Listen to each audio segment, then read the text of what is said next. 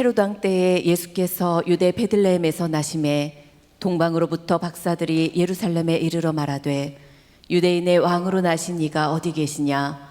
우리가 동방에서 그의 별을 보고 그에게 경배하러 왔노라 하니 헤롯 왕과 온 예루살렘이 듣고 소동한지라. 왕이 모든 대제사장과 백성의 서기관들을 모아 그리스도가 어디서 나겠느냐 물으니 이르되 유대 베들레헴이오니 이는 선지자로 이렇게 기록된 바 또 유대 땅 베들레헴아 너는 유대 고을 중에서 가장 작지 아니하도다. 내게서 한 다스리는 자가 나와서 내 백성 이스라엘의 목자가 되리라 하였음이니이다. 이에 헤롯이 가만히 박사들을 불러 별이 나타난 때를 자세히 묻고 베들레헴으로 보내며 이르되 가서 아기에 대하여 자세히 알아보고 찾거든 내게 고하여 나도 가서 그에게 경배하게 하라. 박사들이 왕의 말을 듣고 갈새 동방에서 보던 그 별이 문득 앞서 인도하여 가다가 아기 있는 곳 위에 머물러 서 있는지라. 그들이 별을 보고 매우 크게 기뻐하더라. 집에 들어가 아기와 그의 어머니 마리아가 함께 있는 것을 보고 엎드려 아기께 경배하고 보배압을 열어 황금과 유황과 모략을 예물로 드리니라. 그들은 꿈에 헤롯에게로 돌아가지 말라 지시하심을 받아 다른 길로 고국에 돌아가니라. 아멘. 오늘은 마태복음 2장에 나오는 동방박사에 대한 말씀을 나누려고 합니다. 동방박사가 어디에서 출발해서 왔는지를 말하는 사람들은 별로 없어요. 그리고 그것이 어디다 이렇게 이야기하는 그러한 각 지역의 그런 전승이라든지 또 혹은 그런 자료들이 곳곳에 있어서 어디가 진짜인지 잘 몰라요.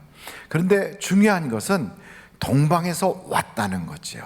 그가 와서 아기 예수께 경배를 하고 황금과 유황과 모략을 주께 드렸다는 것입니다. 근데 그때가 언제냐면 헤롯이 나라를 다스리고 있을 때입니다. 여러분, 헤롯이라고 하는 인물은 아마 전 세계 왕들 중에 유명한 왕으로 꼽히고 있을 거예요. 그가 다스렸던 나라의 땅 크기는 우리나라 한반도보다 작은 그런 지역을 다스렸지만 유명하기는 우리나라 영종조보다 더 유명해요. 우리나라 세종대왕은 우리가 그렇게 존경하고 알지만 저 유럽에 가면 세종대왕을 모르는데 유럽에 있는 사람도 남미에 있는 사람도 아프리카에 있는 사람도 미국에 있는 사람도 아시아에 있는 사람도 헤롯을 알아요. 그거 보면 헤롯은 성공한 사람입니까? 실패한 사람입니까? 안다고 다 괜찮은 게 아니고 이 사람은 악명으로 유명한 사람이에요. 근데 이 헤롯이라는 사람이 어떤 사람이냐면 자기 아버지가 대제사장의 신하로 있었어요.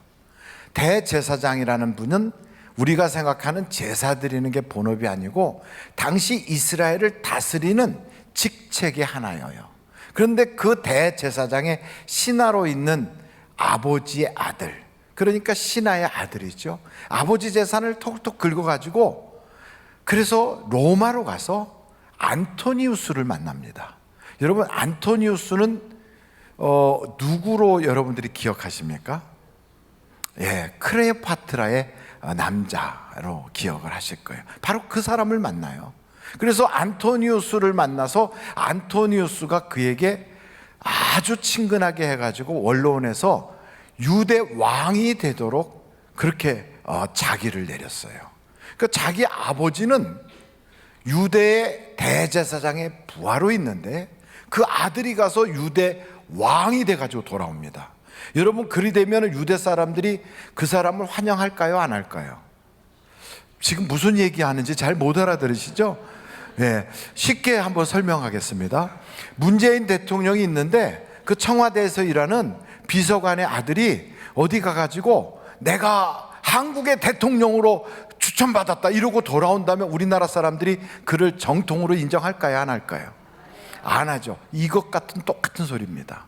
그렇게 와가지고 들어오니까 예루살렘과 유대인들이 아무도 환영을 안 하니까 그 왕자를 차지하기 위해서 로마 군인들을 동원해서 들어갑니다. 그러니까 예루살렘에서 저항이 많으니까 자기 반대파를 아주 가차없이 죽이면서 들어가서 마침내 권좌에 딱 앉았어요.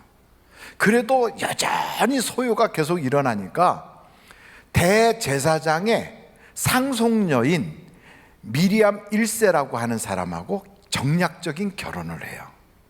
그리고 유대인들의 마음을 환심을 살려고 성전을 건축합니다. 그래서 성전이 46년 동안 건축이 되는 거예요. 그래가지고 성전도 건축하지, 정통성도 이어받았지, 그래도 여전히 백성들의 마음속에는 불만이 가득하거든요. 이건 뭐 갑자기 신하가 어느 날 신하의 아들이 가갖고 돈 주고서 왕위를 사가지고 왔다고 우리나라 왕이 됐어, 이거 있을 수가 없지, 이런 생각들을 다 하는데, 이 사람이 어떤 계략을 꾸미냐면 자기는 신명기서 나오는 바로 그 인물이라는 거예요.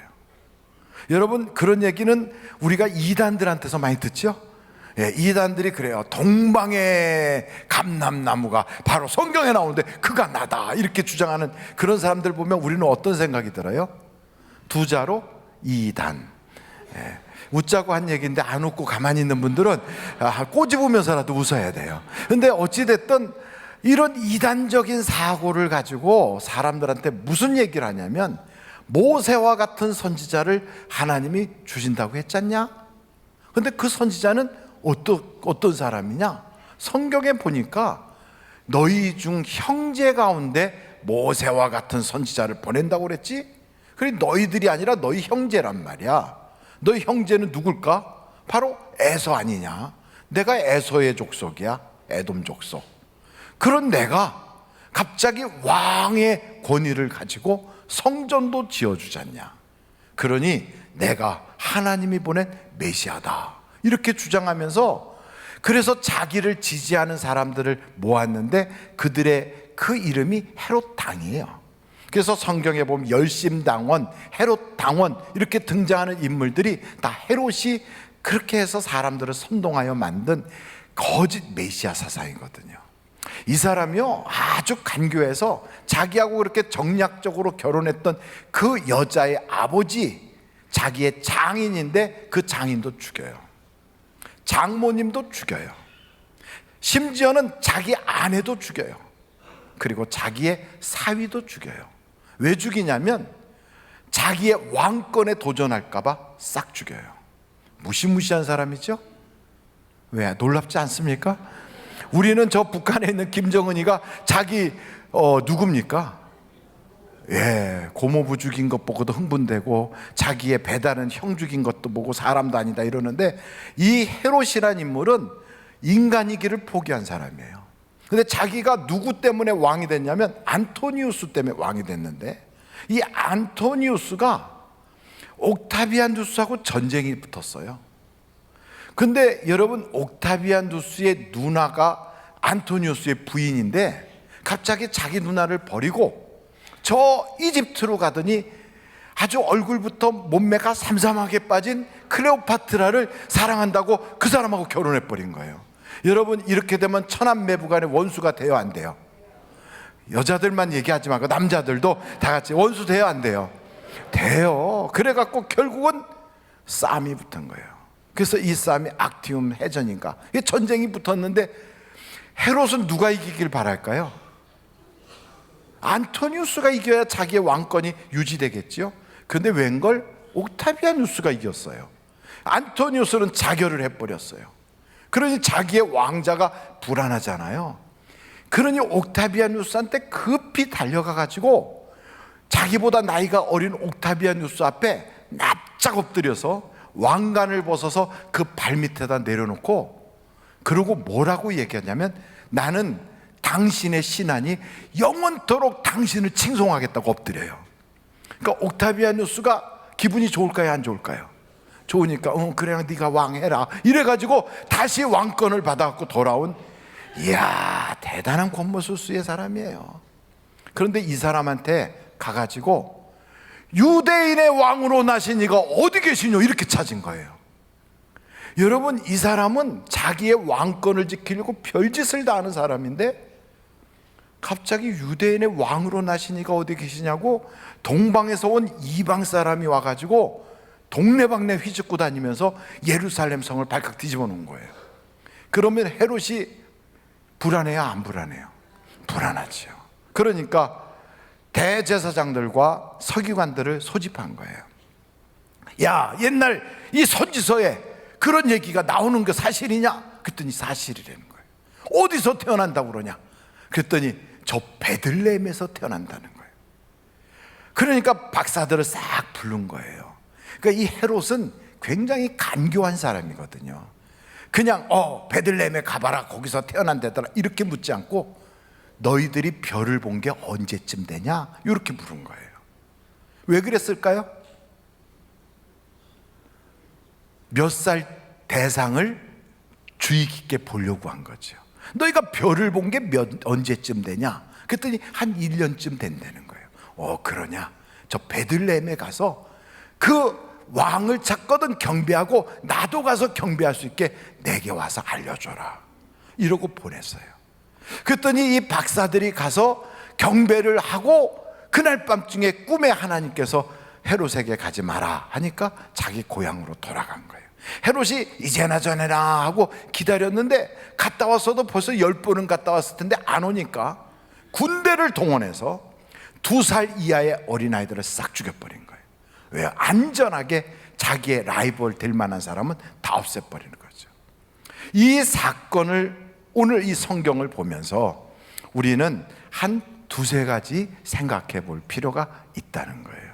여러분, 헤롯 왕이 다스리는 시대는 백성들이 행복했을까요? 불행했을까요? 이런 시대를 행복하다고 말하는 사람은 상당히 문제가 있을 거예요. 더더군다나 이 옥타비아누스라고 하는 사람이 성경 누가복음 2장에도 등장하는데, 아구스트가 안토니우스와 함께 전쟁을 치르고 나니까 전비를 많이 썼잖아요. 그래서 세금을 더 거두려고 모든 사람들은 고향에 가서 자기의 인구조사를 하는데 호적을 등록해라. 그래서 세금 더 거두려고 그 일을 했거든요.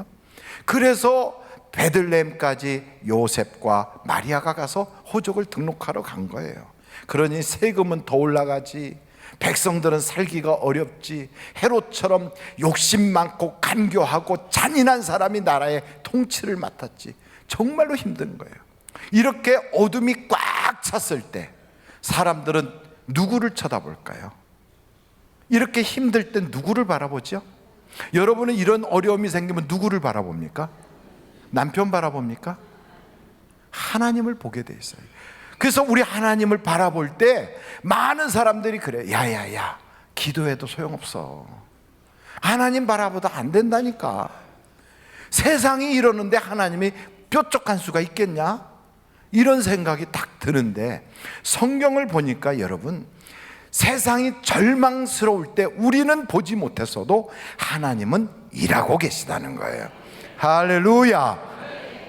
우리나라에 왔었던 언더우드라고 하는 그 선교사님이 계세요. 그분이 1907년에 썼던 언더우드의 그 기도시거든요.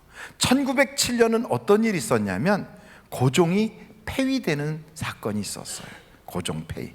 그리고 새로운 일본과 우리나라의 새로운 을사조약을 새롭게 개혁하는 그런, 우리나라로 볼 때는 아주 치욕스러운 그런 안 좋은 조약을 또 맺게 되는 바로 그런 때예요. 그때 언더우드가 이런 시를 써요. 주여, 지금은 아무것도 보이지 않습니다. 주님, 메마르고 가난한 땅, 나무 한 그루 시원하게 자라 오르지 못하고 있는 땅에 저희들을 옮겨와 심으셨습니다. 그 넓은 태평양을 어떻게 건너왔는지 그 사실이 기적입니다.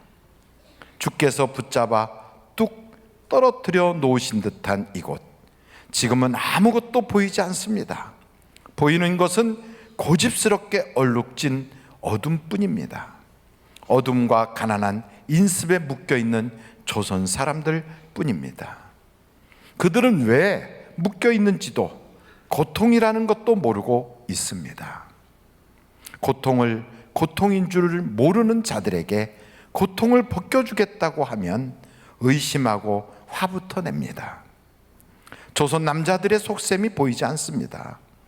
이 나라의 조정의 내심도 보이지 않습니다. 가마를 타고 다니는 여자들을 영영 볼 기회가 없으면 어쩌나 합니다. 조선의 마음이 보이지 않습니다. 그리고 저희가 해야 할 일이 보이지 않습니다.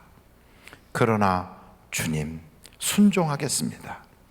겸손하게 순종할 때 주께서 일을 시작하시고 그 하시는 일을 우리들의 영적인 눈이 볼 수 있는 날이 있을 줄 믿나이다.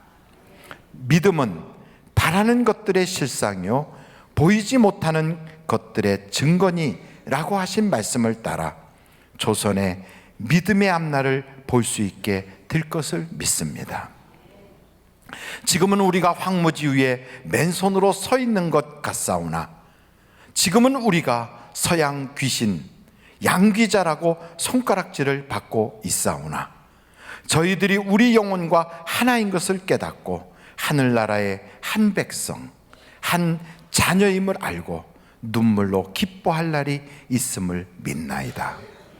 지금은 예배드릴 예배당도 없고 학교도 없고 그저 경계의 의심과 멸시와 천대만이 가득한 곳이지만 이곳이 머지않아 은총의 땅이 되리라는 것을 믿습니다.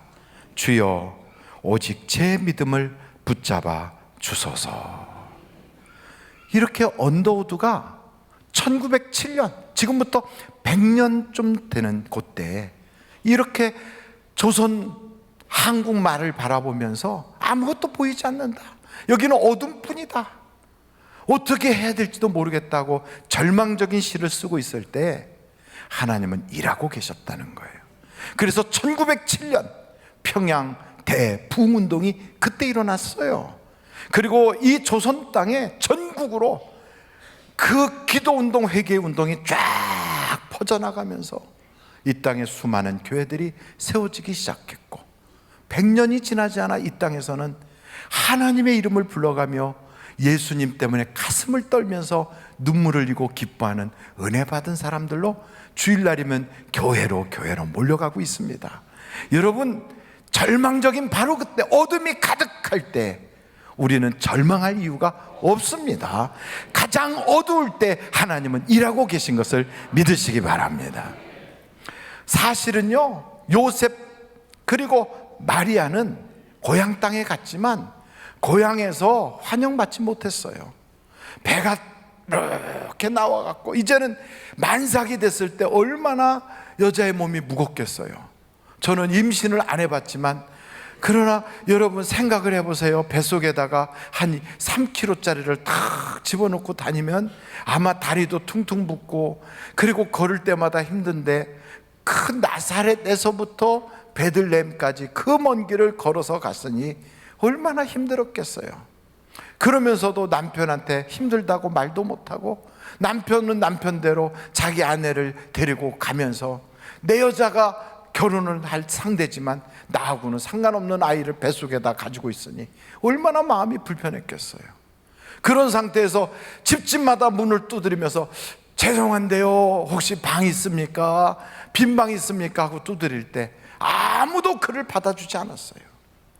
여러분, 사람에게 있어서 참 고통스러운 건 거절당한다는 거예요. 세상의 사람들이 두려워하는 것은 남들에게 거절당할까 봐 두려운 거예요. 사람들에게 무시당할까 봐, 거절당할까 봐, 외면당할까 봐 그게 두려운데 이 요셉과 마리아는 집집마다 거절당했어요. 어느 집에서도 환영하여 문 열어준 집이 없어요. 다 문 닫아버려. 에이, 재수 없으니까 이러고 문 닫아요. 에이, 복은 안 오고 어떻게 저런 게 들어왔어 하고 문 닫아요.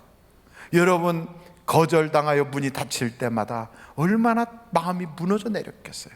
회사에서 문이 닫히고 사람들과의 관계와 그 모든 거래에서 끊어지고 사람들이 외면하고 그리고 뭔가 해보려고 막 노력하는데 노력이 물거품이 되고 그리고 사람들에게서 자신이 잊혀져 갈 때 그 쉬운 게 아니거든요.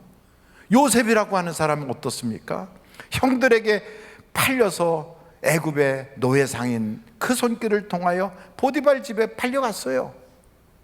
거기서 노력하고 애쓰면 그래도 밝은 세상 올 줄 알고 정말 힘들게 노력했는데 도리어 모함당하고 거짓으로 감옥까지 들어갔어요. 얼마나 인생이 억울합니까? 그 억울한데도 그걸 꼭 참고 그냥 거기 감옥에 들어온 다른 사람들을 어떻게든지 편안하게 해주려고 애를 쓰니까 사람들이 그래요. 저거 말이야 무슨 죄 때문에 왔대는데 자신은 억울하다고 그래. 근데 내가 보기에도 좀 사람은 괜찮은 것 같은데 이러면서 사람들이 동정하면서 여론이 형성이 되니까 술 맡은 관원장, 떡 맡은 관원장이 자기를 기억해 줄 줄 알았어요. 근데 감옥에서 나가자마자 자기를 잊어버려. 여러분, 사람들에게 잊혀진다는 거 굉장히 힘들거든요. 요셉이 기도했을까요? 안 했을까요? 말하기 싫으세요? 요셉이 기도했을까요? 안 했을까요? 했겠지요. 요셉은 하나님과 동행하는 자라는데 얼마나 기도했겠습니까? 그런데 하나님이 외면하는 것 같고 사람들이 자기를 잊어버리고 아무도 그의 편에 서주질 않아요. 그러나 여러분, 성경을 보니까 하나님은 일하고 계시더라 이 말이에요. 하나님은 일하고 계시는 거예요. 어느 순간 딱 되니까 갑자기 바로가 꿈을 꾸더니 아무도 해몽할 사람이 없어서 감옥에 갇혀있는 요셉을 끄집어내야 되는 상황으로 하나님이 바꿔주시더라는 거지요. 사람이 일한 것이 아니라 하나님이 일하시더란 말이에요. 여러분, 430년 동안 애굽에 내려가서 종살이 하던 그 이스라엘 사람들, 오늘도 고센 땅에서 그냥 돌멩이로 옮겨가며 파라오의 건물을 짓고 그 바로의 무덤을 만들고 그 돌에 쳐서 죽어가는 수많은 사람들이 울부짖지 않았겠어요? 하나님, 하나님, 언제나 우리를 돌아보시겠습니까? 그 기도가 응답받지 못하는 것 같았지만 아닙니다.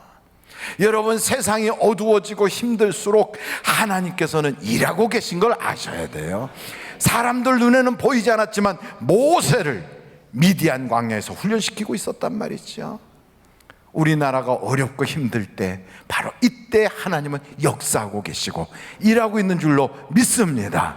그래서 여러분, 벌써 이 베들레헴에 왔던 그 요셉하고 마리아는 전혀 알지 못했지만 하나님께서는 벌써 1년 전부터 그곳에 동방박사들을 통하여 별을 보게 하시고 그 별을 통하여 동방에서부터 이 사람들이 출발하게 하신 거예요.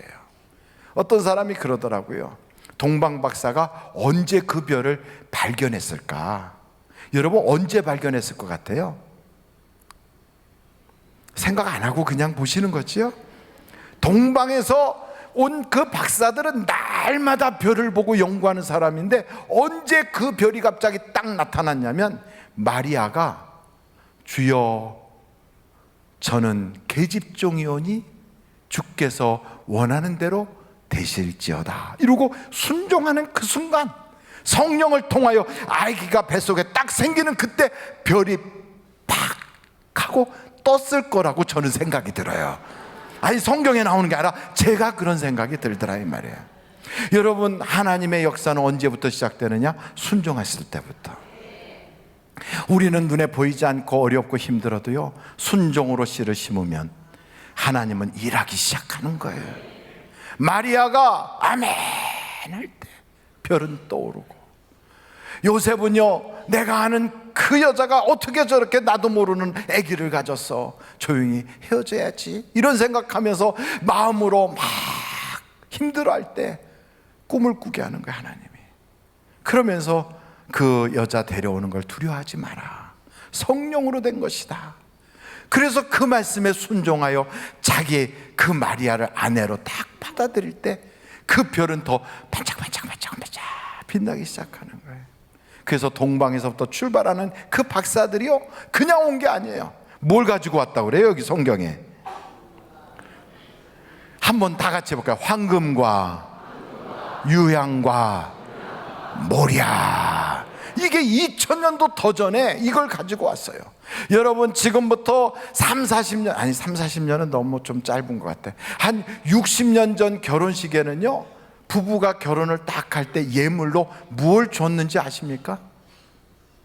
여러분 옛날에 결혼할 때 생각해 보세요. 그때는 내 남편이, 내 아내가 나한테 무슨 선물을 했는가. 제가 들은 바로는 어떤 분은 만년필 하나 받았다고 그러더라고. 만년필. 어떤 분은 은반지를 받았대요. 어떤 분은 반지할 돈이 없어서 그냥 구리로 하고 나중에 돈 벌어서 해줄게 그랬대요. 그런데 아직까지 안 해주고 있는 사람도 있어요. 근데 어떻게 됐든 그게 기껏해야 우리나라 100년도 아니에요. 몇 년 전이에요. 우리 아버지 세대 다 그랬다고요. 제가 보니까 아버지 어머니 결혼하실 때 무슨 선물했는지 모르지만 아버지 여기 앞에다가 만년필 딱 꽂은 거 보니까 그 만년필 받으신 것 같아요. 지금은 그거는요 애들 입학식에도 잘 안 줘. 그런데 이런 선물을 주면서 우리가 그랬는데 북한은 결혼식에 무슨 선물 하나 그랬더니 귤 하나 주면 된다네. 그런데 지금부터 2000년 전에 황금과 유향과 모략이라는 것은 어마어마한 보물이란 말이죠. 이거를 하나님께서 낯선 본 적도 없고 친척도 아니고 관계도 없는 그 박사들이 출발하면서 준비하여 가지고 가게 하시는 거예요. 여러분, 우리 하나님께서는 여러분의 어려운 그 형편과 처지와 환경을 다 보시고 일하고 계신 걸 믿으시기 바랍니다. 절망하지 마세요. 좌절하지 마세요. 그리고 낙심하지 마세요. 기도하면 하나님의 응답이 있습니다. 허공을 치는 것 같아도, 아무도 들어주지 않는 것 같아도, 나 혼자 공연히 울고불고 하는 것 같아도요, 아닙니다. 성경은 뭐라고 말씀하냐면 구하라 그리하면 주실 것이요, 찾으라 그러면 얻을 것이요, 문을 두드리라 그리하면 열리리니. 여러분, 문 두드리고 집집마다 두드려도 다 닫혔지만 마지막에 열린 곳이, 아이고 저 짐승 똥냄새 나는 말국간이야. 아니 하필이면 애를 낳아야 되는 만삭의 여자가 어떻게 이런 데 들어가서. 그런데 여러분, 거기가 성지 중에 최고의 성지가 된 걸 아십니까?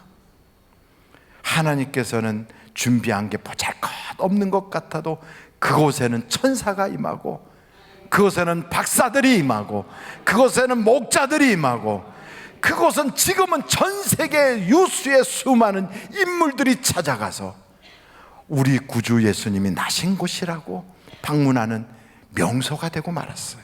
여러분, 그러니 인생을 살면서 아무리 힘들어도 아침이 되기 전 가장 추운 새벽이 가장 힘들지만 조금만 기다리면 새벽이 온다는 걸 믿으시기를 간절히 바랍니다. 근데 오늘 이 말씀을 보면서 참 놀라운 게 있어요. 여러분, 그 마태복음 2장에 헤롯 왕과 온 이스라엘 예루살렘이 막 발칵 뒤집어졌거든요. 이 헤롯은요, 자기 말고 누가 왕이 된다면 막 자기 장인도 죽이고 자기 장모도 죽이고 사위도 죽이고 자기 부인도 죽이고 이런 사람인데, 갑자기 유대인의 왕으로 나셨다는 게 누가.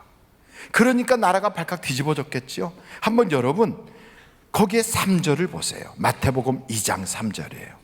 헤롯 왕과 온 예루살렘이 듣고 뭐 했다고요?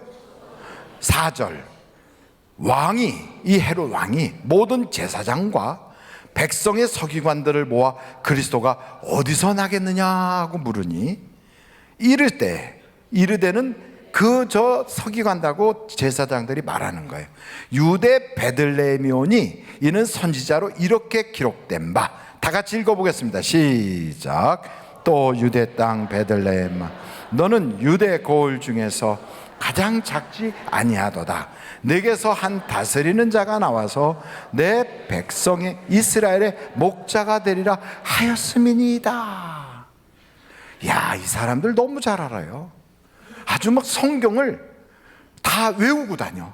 그래갖고 무슨 묻기만 하면 입에서 성경이 쪼르르 나와요. 그런 사람들을 우리는 뭐라고 하냐면 돌아다니는 바이블이다 그래요. 얼마나 똑똑합니까? 성경은 이렇게 잘 아는데.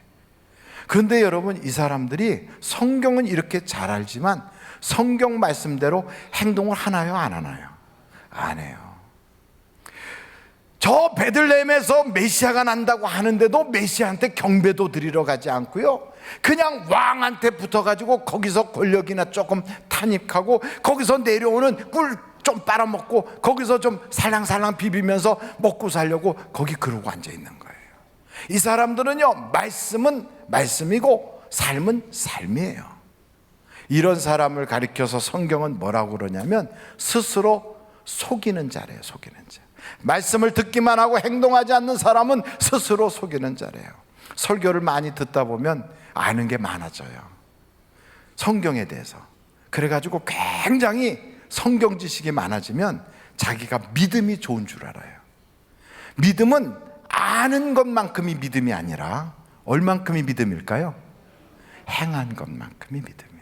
그러니까 내가 행한 것만큼이 믿음인데 이 사람들은 행하진 않고 알기만 해. 그래갖고 무슨 얘기하면 그것 가지고 판단해요, 그것 가지고 정죄해요, 그것 가지고 비판해요, 그것 가지고 다른 사람을 이렇게 재요.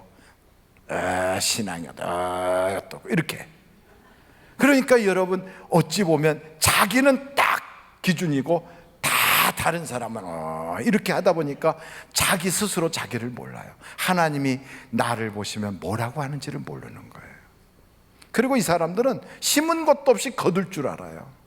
악한 걸 심으면서 선한 걸 거둘 줄 알아요. 심기는 조금 심고 많이 거둘 줄 알아요. 이게 다 하나님께서 업신여김을 받는다는 거예요. 여러분, 이런 사람들이 얼마나 많은지 몰라요. 도리어 헤롯이 더 믿음이 좋아. 헤롯은 뭐라고 그러냐면 가서 알아보고 나에게 오면 나도 경배하러 가겠대요. 경배하러 갔어요, 안 갔어요? 안 갔어요. 그 대신 군대를 보냈어요. 다른 사람들은 왕이 태어날 걸 믿지도 않았지만 헤롯은 믿는 거지요. 저 미국에서 있었다는 이야기인데 아마 여러분들 다 들으셔서 아실 겁니다.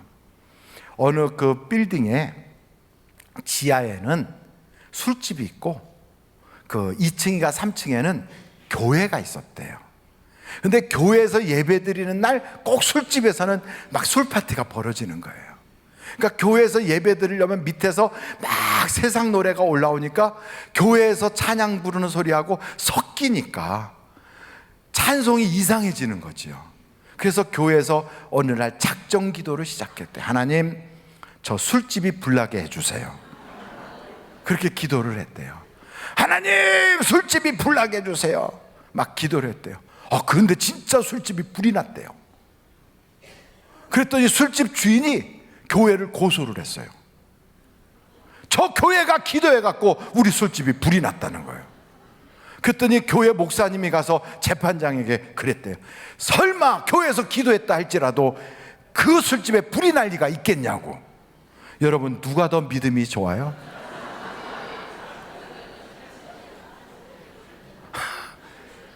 세상 사람들은 다 믿는 일을 교인은 안 믿을 때가 얼마나 많은지 몰라. 저 성남 공설운동장에서 대대적인 연합 집회가 있을 때 있었던 일이라고 그러더라고요. 그날 집회하기로 현수막도 걸고 다 광고를 했는데 글쎄 비가 오더라는 거 아닙니까? 그래서 목사님들끼리 모여서 통성으로 기도했대요. 하나님, 일기를 조정하여 주옵소서, 비가 그치게 하여 주옵소서. 막 기도를 세게 했대요. 그리고 예배 기도를 딱 마치고 갈 때는 다 우산을 들고 갔다고 그러더라고요. 그게 믿는 겁니까? 여러분, 가만히 보면 우리들이 그래요. 여기에 서기관들은요, 알기는 아는데 믿지를 않아요. 행동에 안 따라요. 여러분, 믿어야 하나님이 기뻐하시지 않겠습니까? 하나님은 믿는 자들을 기뻐하신다는 거예요. 하나님이 계신 것과 그를 찾는 자들에게 상 주시는 자이심을 믿어야 할지니라 그랬거든요. 하나님을 기쁘시게 해야 복을 받는데 심지도 않고 거두려고 그러고 악한 것만 심어놓고 좋은 것 거두려고 그러고 믿지도 않으면서 하나님한테 복 주세요 이러면 되겠습니까? 그런데 성경에 보니까요, 하나님께서 박사들에게 꿈으로 인도하시는 거예요.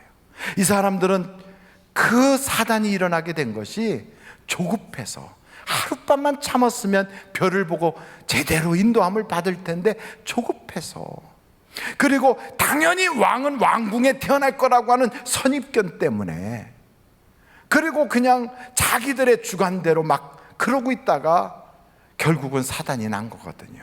우리들도 조금만 참으면 되는데, 조금만 기다리면 되는 것을 조금만 기도해보면 하나님의 응답이 오는데, 내 생각과 내 선입견 때문에 망칠 때가 얼마나 많은지 몰라요. 여러분, 그래서 성경은 우리에게 뭐라고 하냐면, 고난당하는 자가 있으면 기도해라. 어려운 사람들, 병든 자가 있으면 교회 장로님들과 함께 기도해라. 우리 성경은 우리에게 끊임없이 기도할 것을 요청하고 있거든요. 여러분, 기도하면 응답받는 걸 믿으시기를 바랍니다. 그래서 아무리 어려운 일이 있어도요, 오늘 성경을 보니까 하나님은 꿈으로 인도할 때 따라가면 불행이 싹 사라지는 거예요. 예상치 못한 어려움이 사라지는 거예요. 전에는 내가 육신을 쫓아 살았어요. 생각을 쫓아 살았어요. 나의 선입견을 쫓아 살았어요. 그런데 어느 때부턴가 꿈을 따라 살게 바뀌었어요. 성경에 보니까 꿈은 누구에게 주시느냐? 젊은이는 환상을 보고 노인들은 꿈을 꾸는데, 자녀들은 예언을 하는데, 성령을 받으면 이런 역사가 있다는 거예요. 전에는 내 경험을 쫓아 살았고 내 지식을 따라 살았지만, 이제는 성령을 따라 살 때 하나님의 역사와 인도하심이 있는 걸 믿으시기를 간절히 바랍니다. 성령을 쫓아 살아야 돼요. 우리는요, 어제나 오늘이나 똑같거든. 어저께도 해가 떴고 오늘도 동에서 해가 떴어. 10년 전에도 동쪽에서 해가 떴고 작년에도 해가 떴어요. 그래서 오늘도 많고 많은 날들 중에 하루인 줄 알고 살지만 천만의 말씀. 오늘은 내 인생 처음 살아보는 날이에요. 오늘 이 순간 지나서 내게 어떤 일이 있을 줄을 아무도 몰라요. 어떻게 아십니까, 여러분? 어저께 괜찮았으니까 오늘도 괜찮다고요. 1년 전에 괜찮았으니까 금년에도 괜찮을 거라고요. 내년도 괜찮을 거라고요. 장담할 수가 없어요. 그래서 여러분, 성경은 우리에게 끊임없이 말합니다. 5분 뒤를 모르는, 앞을 못 보는 시각장애인 같은 우리의 인생에 하나님이 목자가 되셔야 부족함이 없이 살 수가 있다는 거예요. 그래서 여러분, 헤롯이 군대를 보내기 전에 하나님이 목자가 되셨던 동방박사라든지 하나님이 목자가 되셨던 요셉과 마리아는 피할 길을 싹 주시더라, 이 말이에요. 여러분의 인생에 진정한 목자가 누구십니까? 돈입니까? 여러분의 경험입니까? 작년부터 지금까지 살아오던 수많은 인맥 혹은 여러분의 어떠한 경력입니까? 그것 가지고 금년 남은 시간도 우리는 살기가 어려워요. 내 인생 남은 세월을 내가 그것 가지고 못 살아요. 여러분, 여러분의 인생을 하나님을 목자로 삼고 사실 수 있기를 간절히 바랍니다. 성령이 이끄는 사람, 하나님이 이끌어 주시는 사람, 하나님이 내 인생의 가이드가 되고 내비게이션이 되고 내 인생을 책임져 주시는 그런 사람, 우리가 이 기도를 해야 돼. 하나님, 이제는 내가 내 맘대로 살지 않고 주님 따라 살겠어요. 주님이 내 인생을 이끌어 주세요. 이런 기도를 할 때 오늘도 하나님께서는 내 인생에 필요한 모든 것을 준비하시고 채우시고 부족함이 없게 해주실 걸 믿습니다. 우리 다 같이 한번 예수 여러세 번 통성으로 기도하겠습니다.